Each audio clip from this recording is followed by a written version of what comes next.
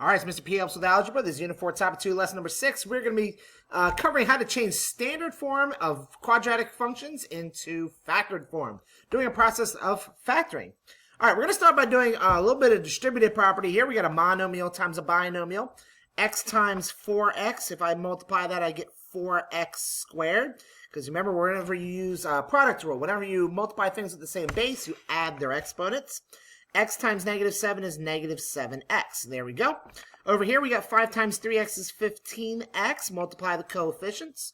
And 5 times 8 is 40, which is a constant. Now, the question down here is asked, basically, which ones of these are quadratics? Well, this one's quadratic, but this one is linear because you have to have an x squared to be quadratic, or you got to have something in there that would represent an x squared. Where this is linear because you have a number times x, that means it's increasing 15 for each one being moved to the right. So it's up 15, right 1, up 15, right 1. We know that when we studied linear patterns. Okay, so like I said before, we're going to be changing standard form into factored form, which is called factoring. So let's take a trip down memory lane and let's talk about those area models that we did before. So if we've got that original square, okay, blue's probably not the best choice of color here. So if we've got that area, we're talking about the area model here. So we've got one flat, which is represented by an x squared. So that's a distance of x, and that's a distance of x, which means x times x is x squared. But we want 5 units more on one side. So we got 1, 2, 3, 4, 5 longs on this side. And width 6 more than the original square. All right, so length was 5 units more than the original square, and the width is 6 more than the original square. 1, 2, 3, 4, 5, 6. Now, how many units is it going to take, how many of those little blocks, in order to complete that rectangle? It's going to take 30, and the reason I know that is because this is 5 and this is 6. 5 times 6 is 30. So now you've got one flat plus 11 longs plus 30 units. That's what our area model represents. Now, I know usually longs I would do this, but I didn't connect them. All right, no big deal. You can probably visualize it because you've seen me use algebra tiles in the past. Why did I go backwards? Let's go forwards. So this is a better representation right here. So we've got an extension of 3 on one side and 5 on the other. So there's your extension of 3 and 5. Okay, so then how many units would that take? Well, 3 times 5 is 15 units. So that means that the original square, and then one side was, you can say the length was extended by 3 units, and the width was extended by 5 units. That's what I would write here. Standard form, we've got one flat, we've got 8 longs, and we've got 15 little tiny units. So that represents the entire area because length times width. Now this is x plus 5. And the other direction was x plus 3. And that's your factored form. Because remember, factored form means a factor is like using product. So product would be the answer using multiplication. Well, factors are the numbers that are created that answer, that product. So those are the factors of a number. So like the factors of 5 are 1 times 5. 1 and 5 are factors of 5 because 1 times 5 is 5. So factor really comes from multiplication. So this binomial times this binomial equals this answer in standard form. So that's the reason why we call it factored form. All right, so diagram here, you've got one flat, you've got 1, 2, 3, 4 longs on this side, 6 on the other, and that's going to create 24 little units needed, those little units. So that would be, start with the original square, extend one side by 4, the other side by 6. That would be what I would write here. And symbolic, so that would be x squared plus 10x plus 24. So there's your standard form. And notice that really all I did was combine the two terms in the middle. So like when you did FOIL, first, outer, inner, last, you're combining your outers and your inners. And then factored form. So that's going to be an x plus 4 times x plus 6 in factored form. Okay, so if I did FOIL on this, I would get this as the answer. Now, what you should have also noticed by now is that 4 and 6, those happen to be the only two numbers that have a sum of the b in standard form, but they also have a product of c in the standard form. So what I usually do in the next step, you're going to see what I will do, I usually take my c term and I find, well, what are all the factors of that number? And I list those out. And there's quite a few of them. 3 times 8 is 24. Then we got 4 times 6. And then I look at all these combinations. I'm looking for which one of these combinations is going to add up to 10. And the only one that is 4 and 6. Okay, so that's the one that happens to be the in factored form. All right, so that's really what I just showed you is factoring. So look at your B term, look at your C term. By the way, let me preface by saying this only works when you have a leading coefficient or an A term of 1. Can't be -1, can't be any other number, it's got to be 1. If it's not 1, there's a whole other process that you have to go through in order to factor it, which I will go over in the next video, I believe. All right, so I'm asking myself, what are the factors of 18, factors of C that also have a sum of B? So I'm going to list, I'm not going to do this every single time, but I'm going to do it right in the beginning because I know I'm showing you for the first time. So these are all of the factors of 18, unless I'm missing something. I'm like, yeah, 4 doesn't go in 18. All right, so then I look at these choices, and which one adds up to 9? It happens to be this one. So that means it's an x plus 3 times x plus 6. That is factored form. Because 6 times 3 is 18, and 6 plus 3 is 9. If you do FOIL on this, trust me, you will get the exact same answer that is above. All right, so then I'm going to do the same thing for this one, and after that, I think I'm just going to show all the answers. So I'm going to list out all the factors of 10, so that's 1 times 10 and 2 times 5, and that's it. And I'm not looking into decimals. Yes, I know there are other factors of 10, because we could use decimals. We could say 2.5 times 4, but I'm going to stay away from decimals for right now, because I know that my B term is not necessarily a decimal. So 5 plus 2 makes 7, so that's an x plus 2 times x plus 5 rectangle. Okay? This side would be a little bit less than this one if you're doing an area model. So now, same thing. So I asked myself, what are the factors of 8? So it could be 2 and 4. It happens to be 8 and 1. So it's going to be an x plus 1 times x plus 8. Because 1 times 8 is 8, and 1 plus 8 is 9. All right, so this one, now you kind of get the idea of what I'm doing here. It's x plus 4 times x plus 2.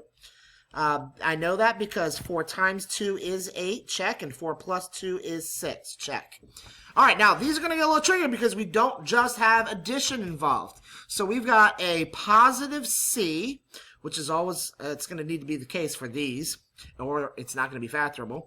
And the B's. We'll talk about the B's in just a moment. So the 32, I think about what are all the ways of getting 32?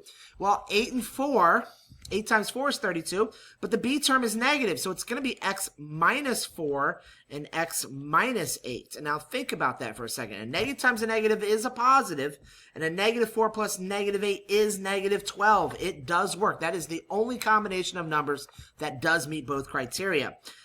This one's going to be an x minus 10 times x minus 10. Now, if you think about that, there's another way of writing that, or you could have said just x minus 10 squared, which would have been vertex form. All right, this one, I'm looking for two numbers to give you a product of negative 16, which means one of the numbers will have to be negative, one will have to be positive. That's the only way you get a negative when you're multiplying. And then we've got to get a B term that adds up to negative 6. All right, so that means there's going to be a little bit of wiggle room. So the numbers aren't, it's not going to be 4 and 4 because that would add up to nothing. Let's see, 8 times 2. 8 and 2 does, oh, that looks like a difference of 6. So it's going to be an x minus 8 times x plus 2. Now, you might be thinking, well, could I have made the 8 positive and the 2 negative? No, you could not. Because if the 8 was positive and the 2 was negative, yes, that would give a product of negative 16 just like this does. But that would have added up to positive 6. So it does matter. Since the B term is negative, that means the bigger factor has to be the negative factor. All right, so let's continue. So 12, we got 4 times 3, 6 times 2, 12 times 1. The one that's going to add up to negative 8 is, not 4 and 3. I almost said 4 and 3, so 6 and 2. So that's an x minus 6 times x minus 2, and I'll show you what I did there. Negative 6 times negative 2 is positive 12 because a negative times a negative is a positive. And if you add the 2 together, you do get negative 8. So those were checks, although they didn't show up very well. Okay, so all right, let's move on. So here's the homework. So it's a lot like what we just did a second ago. 45, 9 times 5, but that's not going to work out. So let's see, all the factors of 45. Keep in mind, that it's got to add up to -4. All right, so right out of the gate, I believe we've got a non-factorable number. There's no way, because either they have to both be positive or both be negative. And due to the fact that B term is negative, that means we do need two negatives. The only way it would be a positive as a C term to have two negatives times each other. It's never going to add up to -4. So this one is not factorable. There is no two numbers that have a product of 45 that also add up to -4. All right, so this one, 45 adds up to -12. So there might be some, that does seem like it could be possible. So 45 could be 9 times 5, but 9 plus 5 does not make 12. That actually makes too much. So I'm going to think, well, hey, what else can 45 be divided by? There must be something I'm missing here. Otherwise, this is not looking factorable again. 9 times...